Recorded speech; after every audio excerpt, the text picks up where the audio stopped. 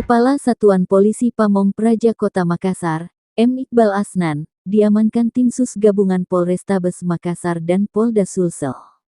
M. Iqbal Asnan ditangkap di rumahnya di Jalan M. Tahir, Kecamatan Tamalate, Makassar menjelang buka puasa, Sabtu tanggal 16 April. Penangkapan Iqbal Asnan dipimpin langsung Kapolrestabes Makassar Kombes Pol Budi Haryanto.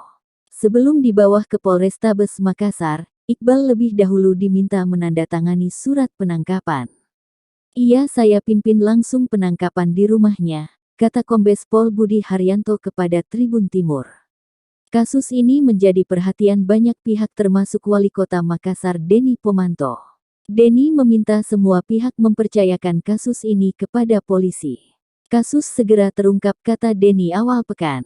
Sebelum Iqbal ditangkap, sejumlah orang dekat Kasatpol Pamong Praja ini lebih dulu ditangkap.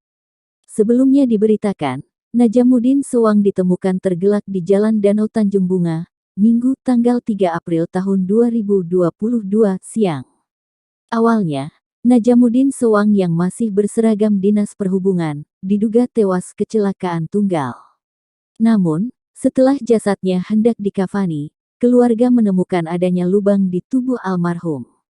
Keluarga sepakat dilakukan otopsi. Atas temuan itu, pihak keluarga pun sepakat untuk dilakukan autopsi mayat Najamuddin.